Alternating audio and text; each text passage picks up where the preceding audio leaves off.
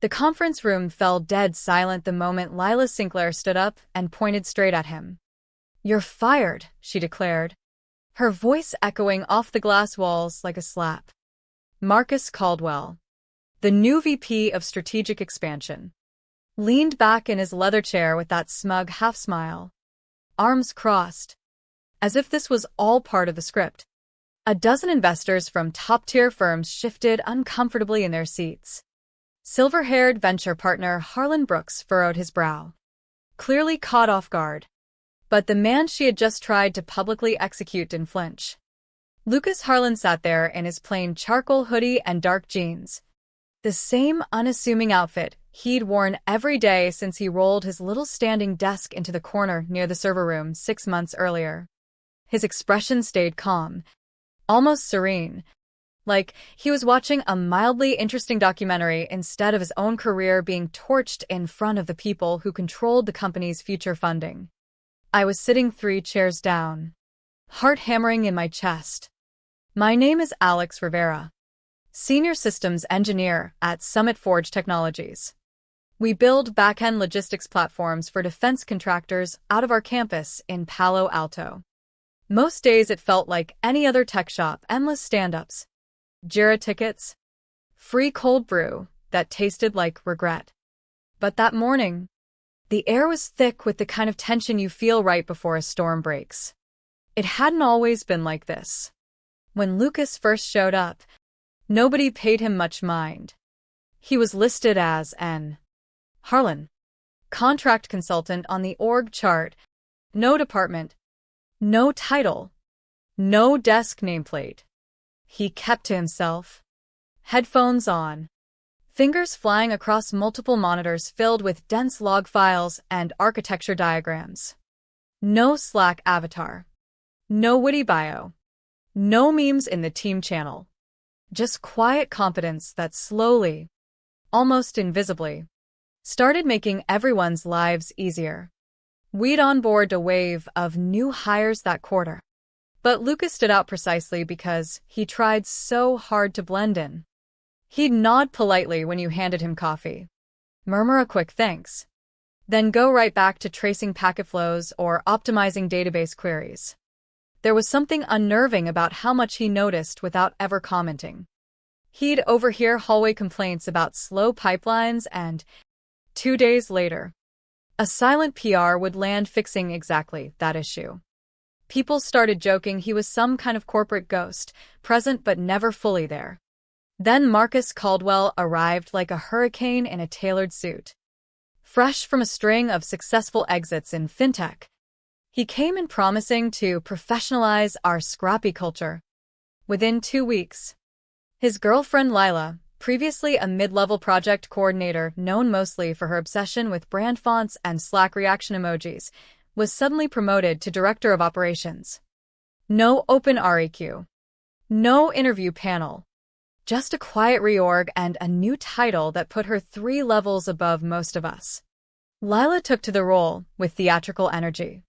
She renamed shared drives, canceled long-standing tools without consultation, and slashed cross-team syncs in half.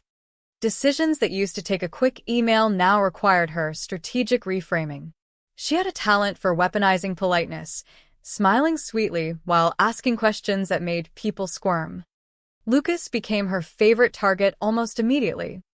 "Does anyone actually know what Lucas even contributes?" she'd ask during all hands, twirling her stylus like a conductor's baton. The laugh that followed always felt sharp, pointed. Juniors glanced at each other, unsure whether to join in or stay silent. Lucas would simply close one tab, open another, and let the silence stretch until someone changed the subject. One afternoon, I found her hovering behind him during a metrics review. She leaned in close enough for the whole room to hear. Must be nice having a role where nobody expects deliverables. Lucas didn't react. He highlighted a line in his spreadsheet, pressed enter, and kept working. But I saw the faint tightening of his jaw, the only crack in the armor. The org chart update dropped without warning. Lucas's name vanished entirely. No engineering. No strategy. Not even contractor status. Lila's name, however, appeared everywhere. New team, direct report to Marcus, dotted line to the CEO. It felt like a declaration of war disguised as corporate hygiene. That was when the whispers started. Beth from HR pulled me aside one day near the espresso machine. "She's gunning for him hard," she said, eyes darting down the hall. "Marcus wants clean headcount before the next funding audit. They're calling it redundancy, but it's personal." My stomach dropped. I'd seen political hits before, but this felt different, like they were testing how far they could push before someone pushed back. Lucas never complained. He just worked later, tracing access logs, expense trails, and vendor invoices that didn't quite line up. While the rest of us scrambled to retrofit whatever trendy stack Marcus demanded, Lucas lived in the forgotten layers, legacy admin consoles, compliance archives, deep backup systems. He'd built much of the retention backbone years earlier, long before Lila knew what metadata even meant. Weeks passed in a slow burn of escalating pressure. Lila's campaign grew bolder. She began skipping Lucas in stand-ups, reassigning his tickets mid-sprint with breezy explanations like, "Thought he could use the breathing room." When that didn't land laughs. She doubled down during lunch. "If it were up to me, he'd be gone already." Lucky for him, I'm practically family now. Marcus sat beside her, swirling his sparkling water, saying nothing. The phrase, "nothing personal," started floating around. Lila used it constantly while prepping paperwork to classify Lucas as dead weight. Beth looked increasingly haunted every time I passed her desk. Meanwhile, Lucas kept his routine. Same corner desk, same hoodie, same terrible coffee from the machine that burned every pot. But something shifted in his movements, more deliberate, less passive observation, more quiet collection. He began working deep into the night, pulling reports that nobody had requested. Expense trails showed repeated payments to a vendor called Caldwell Advisory Partners, a name that appeared across multiple department budgets with vague deliverables like market readiness consulting. Invoices were routed through shell accounts, charge codes that didn't match project timelines. Lucas documented everything in private spreadsheets, cross-referencing travel records, email headers, and IP logs. One night, I caught a glimpse when he left his screen unlocked briefly. Rows of data linked Marcus and Lila repeatedly. Ghost projects for deprecated tools. Inflated user metrics right before quarterly reviews. It looked coordinated. Lucas said nothing, just closed the window and kept typing. The investor off-site loomed. Sequoia, Ridgecap, Ironbridge, big names expecting polished decks and confident projections. Lila brought in a posture coach. Marcus rehearsed his vision slides, many of which coincidentally relied on infrastructure Lucas had quietly stabilized weeks earlier. The boardroom was packed that Friday.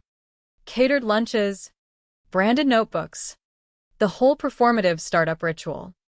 Lila opened strong, steering the conversation toward operational excellence. Then an older investor with silver hair, Harlan Brooks, pointed at a system flowchart and asked, "Who designed this architecture? It's surprisingly elegant." The room hesitated. Lila should have deflected gracefully. Instead, she laughed too loudly. "Oh, that? Probably Lucas. He tinkers in the back end. Honestly, he doesn't even have a real title. You're fired. By the way." She said it with a smug grin, turning to the table like sharing an inside joke. "I'm the owner's wife." The silence was absolute. A few nervous chuckles died quickly. Marcus didn't correct her.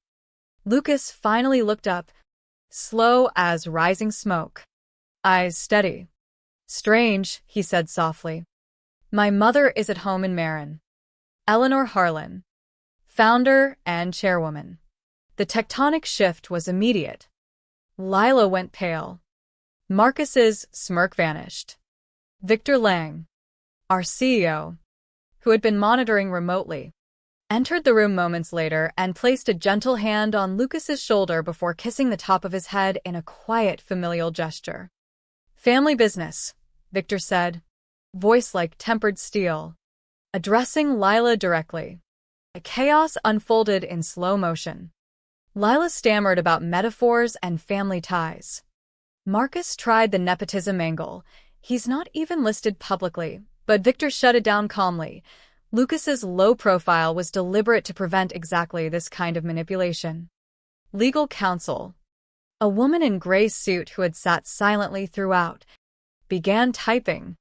Clause 7B of the investor agreement triggered immediate suspension for misrepresentation during funding discussions. The printed founding packet circulated. Page 3 showed the legacy org chart. Founder Eleanor Harlan. Heir Lucas Harlan. Investors flipped pages with new intensity, realizing the quiet consultant they dismissed held the actual keys to the kingdom.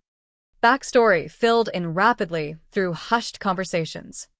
Lila had bragged to multiple department heads about her closeness to Eleanor, claiming engagement to the only child, dropping rehearsed lines about keeping Lucas grounded. Background checks revealed her resume contained fabricated titles. Her longest prior role was as a real estate assistant in a tiny Modesto office. Photos and certifications were lifted or photoshopped. Marcus's audit cut deeper. Caldwell Advisory Partners was real, but a shell tied to his old college roommate. Payments exceeded $350,000 for consulting that padded metrics before funding rounds, stress testing justifications masking inflated user numbers. Email headers and authorization logs traced coordination directly to Marcus. No screaming matches erupted. Access revocations happened quietly. By Monday, Lila's badge failed at 7:03 a.m. Her Slack profile grayed out. Marcus's credentials vanished across every system, leaving placeholder text, access pending review. Empty parking spots marked where their luxury vehicles had been. Victor's memo dropped mid-morning. All strategic decisions, reorgs, vendor approvals, and audits would now route through Lucas Harlan. No elaboration, just authority. Lucas didn't gloat. He stayed in his corner desk initially, sipping the same burnt coffee. But the pressure in the air had changed. People spoke more openly. Finance recalled Lila boasting about redecorating Eleanor's estate. Reverse image searches confirmed stolen photos. The fraud trail was ironclad. A new folder appeared in the investor data room unannounced. Transition plan. Updated architecture. Team realignments. Rewritten schematics. All in Lucas's precise hand. It wasn't patching. It was restoration of what had always been his. The next board meeting felt transformed. No hype decks. No leftover catering. Clean lines. Focused discussion. Lucas stood at the head of the table, same hoodie, same calm demeanor. Victor introduced him simply. Lucas Harlan, CTO and successor to Summit Forge Holdings. Investors listened intently as Lucas walked through his vision without buzzwords, pure strategy rooted in deep system knowledge. Harlan Brooks whispered audibly, "We like him better than the myth." Down the hall, Lila was escorted out, stunned rather than tearful, clutching her phone like a lifeline. Marcus had already vanished without exit interview. The company exhaled. Whispers turned to open conversations about integrity versus performance theater. Lucas finished the meeting, closed his folder, and exchanged a quiet look with Victor. "Mom said to thank you," Lucas murmured. Victor smiled faintly, the proud kind earned through years of restraint. She was right. Watching first was the smart play.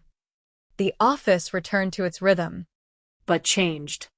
Lucas's quiet corner desk remained, but his influence now shaped every major decision.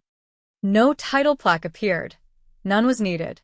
"I still think about that sticky note I once glimpsed on his monitor. Observe. Document. Act only when necessary. In the end, Lucas never swung the sword himself. He simply ensured everyone saw who had sharpened it and who had handed it to the wrong people. The real question lingers. How many other ghost employees are quietly holding the spine of companies we think we understand, waiting for the moment when silence becomes its own form of justice?